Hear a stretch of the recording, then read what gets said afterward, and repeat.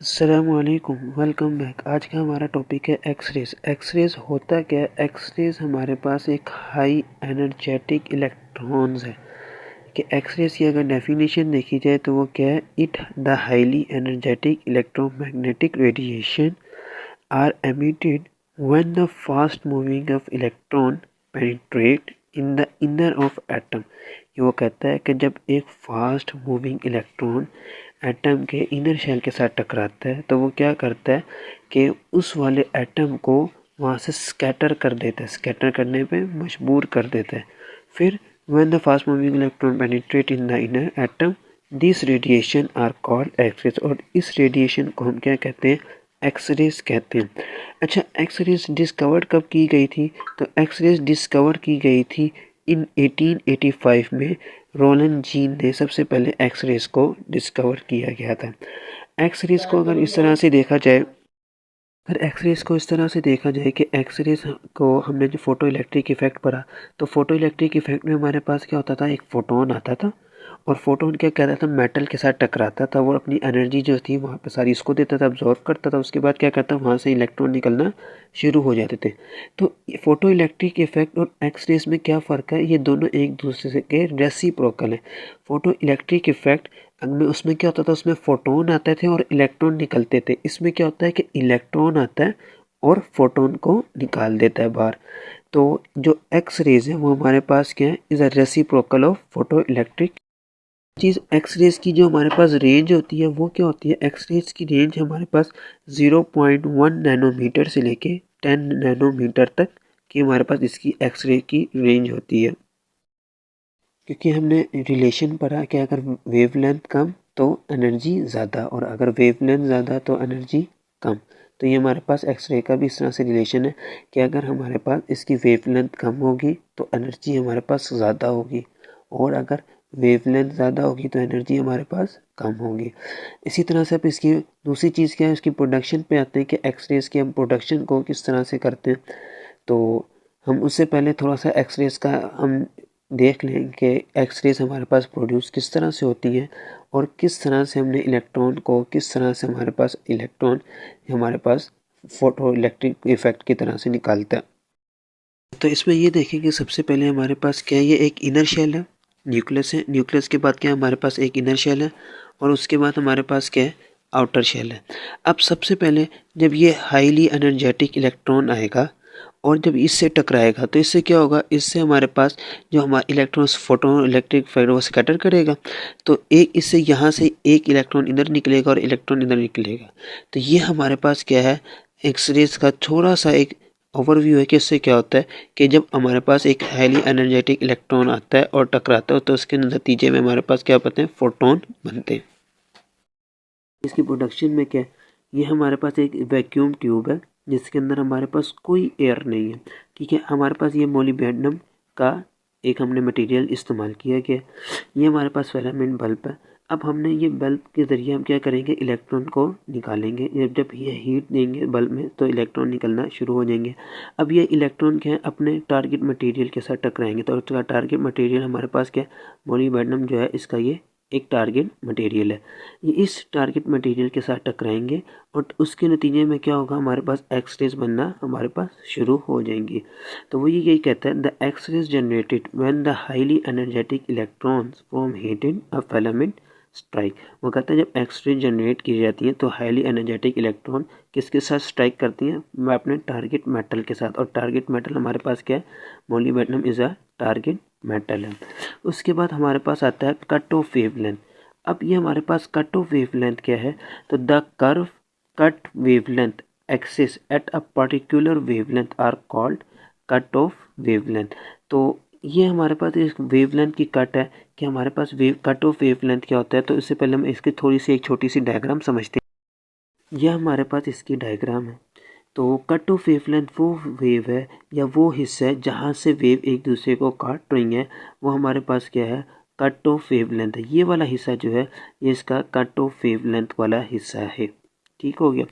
अब इसकी कुछ टाइप्स आ जाती है हमारे। एक्सरेज जो ट्रांसमिट होती है वो किस तरह से होती है? उसकी कुछ टाइप्स हैं। तो हमारे पास तीन तरह की टाइप्स हैं जिसको हम एक तरह से हम सीरीज़ भी कह सकते हैं कि वो एक्सरे की सीरीज़ है। कि जैसे आप देखा जाए कि वो आपके जो है वो लूजिंग ऑफ इलेक्ट्रॉन पर डिपेंड करता है कि आप कौन से शेल से डिपेंड करवा रहे हैं अपने एक्सरेज को। तो सबसे पहले अगर देखा जाए, फ़र्ज़ करें कि हमारे पास एक शेल है, एटम है, एटम का हमारे पास एक इनर शेल है, इनर शेल के बाद एक आउटर शेल है। ठीक है, ये जो इनर शेल है इसको हमने नाम दे दिया के का। ठीक है, उससे ऊपर वाले को हमने नाम दे दिया एल का। जब एक इलेक्ट्रॉन आके इससे टकराएगा और यहाँ पे अब आके यहाँ पे उसको एक इलेक्ट्रॉन ने अपना इलेक्ट्रॉन इसको दे दिया, तो यहाँ पे जब इसने इलेक्ट्रॉन दिया, क्योंकि ये इलेक्ट्रॉन आके टकराया और टकराने के बाद ये इलेक्ट्रॉन स्कैटर हो गया। स्कैटर होने के बाद जैसे ही यहाँ पे तो एक इलेक्ट्रॉन की कमी हो गई। अब ये इलेक्ट्रॉन की कमी को किसने पूरा किया? ये एल ने पूरा किया। तो ये जो ट्रांजिशन हमारे पास ट्रांसमिशन कहलाएगी, वो क्या कहलाएगी? एल टू के की ट्रांसमिशन कहलाएगी। इसी ट्रांसमिशन को हमने नीचे लिखा कि हम ये जो ट्रांसमिशन है एल टू के वाली, इस ट्रांसमिशन को हमने क्या नाम दे दिया? सीरीज ऑफ के। कि सीरीज ऑफ के में क्या होगा? इसमें हमारे पास के अल्फा होगा, के बीटा होगा और के गैमा होगा। इसी हमने लिखा है this type of X rays which is emitted by the transition of electrons from L to K shell, this is called K series of X rays. तो ये इसकी डायग्राम है। अब इसमें ये देखें, ये हमारे पास जो है एक ये दो तरह का इसमें ग्राफ बन रहा है। किस तरह से? पहले ये जो चीज़ है ना, ये हमारे पास एक कंटिन्यूस स्पेक्ट्रम है। क्या है? एक कंटिन्यूस स्पेक्ट्रम बन रहा है किसका? एक्सरेज का। उसके बाद ये हमारे पास पीक्स आ रही हैं कुछ, के अल्फा और के बीटा। हम पर इन पीक को एक्सप्लेन करने से पहले ये कंटिन्यूस स्पेक्ट्रम को एक्सप्लेन कर लेते हैं। इन क्लासिकल फिज़िक्स में हमारे पास क्या था? क्लासिकल फिज़िक्स हमारे पास किस पे डिपेंड करती है? वो कंटिन्यूस स्पेक्ट्रम पे डिपेंड करती है। तो क्लासिकल फिज़िक्स में क्या होता था? अगर हमने 1 से 2 में जाना है तो 1 से 2 के दरमियान हमारे पास नंबर्स ऑफ वैल्यूज़ हैं, तो हम वो कहीं पे भी लाई कर सकते हैं। लेकिन क्या डिस्क्रीट में ऐसा नहीं होता? वहाँ पे 1 है तो उसके बाद 2 ही आता है। लेकिन कंटिन्यूस का क्या मतलब है? कंटिन्यूस का मतलब हमारे पास ये होता है कि 1 है तो उसके पास 0.1 है, तो अब वो 1.1, 1.2, 1.3, तो बीच में हमारे पास इनफाइनाइट नंबर है 1 से लेके 2 तक। तो कंटिन्यूस स्पेक्ट्रम में भी हमारे पास वो यही कहता था, दादा continuous spectrum is due to an effect is known as bremsstrahlung और ब्रेकिंग रेडिएशन। अब ये जो कंटिन्यूस स्पेक्ट्रम है इसका दूसरा नाम क्या होता है? ब्रैमस्टॉलिंग और ब्रेकिंग रेडिएशन। अब ये ब्रेकिंग रेडिएशन का मतलब क्या है? ब्रेकिंग का मतलब यहाँ पे दो तरीके से लिया जाता है। ब्रेकिंग यहाँ पे तोड़ देने का भी है और यहाँ पे उसको रोक देना, आहिस्ता कर देना। तो यहाँ पे जो इलेक्ट्रॉन है वो आहिस्ता हो जाता है, वो मैं आपको बताता हूँ किस तरह से होता है। अब ये जो हिस्सा है, ये इतना सा हिस्सा, यहाँ पे क्या ब्रेकिंग रेडिएशन नहीं हुई है कि एक्स रेस थोड़ा सा पीछे की तरफ आया। जब एक्सरेस टकराया, टकराने के बाद यहाँ पे क्या हुआ? ये जो हिस्सा हमारे पास इतना सा, इसमें एक्सरेस पीछे की तरफ आई और यहाँ से हमारे पास ये जो ये वाला हिस्सा ना, यहाँ जो कट हुआ, ये हमारे पास इस वक्त मैक्सिमम एक्सरेज है। क्यों? क्योंकि लैम्डा जो उसका वेवलेंथ है वो मिनिमम है, तो एक्सरेज हमारे पास क्या होगी? मैक्सिमम एक्सरेज होगी। उसके मध्य मुकाबिल अगर देखा जाए तो यहाँ पे क्या है? ये हमारे पास अब ये जैसे जैसे ग्राफ ऊपर जाता जा रहा है तो हमारे पास एक्सरेज कम होती जाएंगी। ये कंटिन्यू स्पेक्ट्रम है और फिर यहाँ पे आके हमारे पास फिर एक्सरेज जो है वो हमारे पास इंक्रीज करना शुरू कर देंगे। तो वही कहता है when the fast moving of electron bombarded that target they are suddenly slow down. कि अब वो ये जो इसने लिखा है they are suddenly slow down, अब इलेक्ट्रॉन जब बम्बार्ड कर रहा है, जब टकरा रहा है, तो वो स्लो डाउन क्यों हो रहा है? तो उसकी वजह ये है कि अब ये हमारे पास एक एटम है, ये न्यूक्लियस है, न्यूक्लियस के बाहर एक शेल है जिसको हम इनर शेल कहते हैं, उसके बाद एक और शेल है। अब यहाँ पे एक तेज इलेक्ट्रॉन आया, आने के बाद उसने क्या किया? जैसे ही वो न्यूक्लियस के पास है तो न्यूक्लियस के पास अपनी अट्रैक्शन की पावर थी। अब वो जैसे ही न्यूक्लियस के साथ अट्रैक्ट हुआ, अट्रैक्ट होने की वजह से उसने क्या किया? स्कैटर्ड होना शुरू किया। स्कैटर्ड कहने हम उसने बाउंड होना शुरू कर दिया। अब ये यहाँ से आके इसने ये आई तो स्लो डाउन भी होना शुरू हुआ और बाउंड होना शुरू हो गया, वहीं से मुड़ना शुरू हो गया। अब जहाँ जहाँ से ये मुड़ता चला गया इलेक्ट्रॉन, और उसकी जो स्पीड थी, वेलोसिटी थी, वो कम होना शुरू हो गई। जब इसमें किसी भी चीज़ में वेलोसिटी में कम आ जाए तो उसका एक्सेलरेशन भी आपको पता है कि एक्सेलरेशन कम होना चाहिए। अब यहाँ पे खाली ये एक रे नहीं है, अब ये देखें दो रेज हैं, तीन, अभी काफ़ी मुख्तलिफ रेज हैं, काफ़ी सारे इलेक्ट्रॉन्स हैं जो आपस में आएंगे, इससे टकराएंगे और टकराने के क्या होगा? वो वहाँ से वो बाउंड होना शुरू हो जाएंगे। और इसका जहाँ पे ये सबसे ज़्यादा जो बाउंड होगा वो न्यूक्लियस के करीब वाला होगा, तो उसकी एक्सेस भी सबसे ज़्यादा होगी।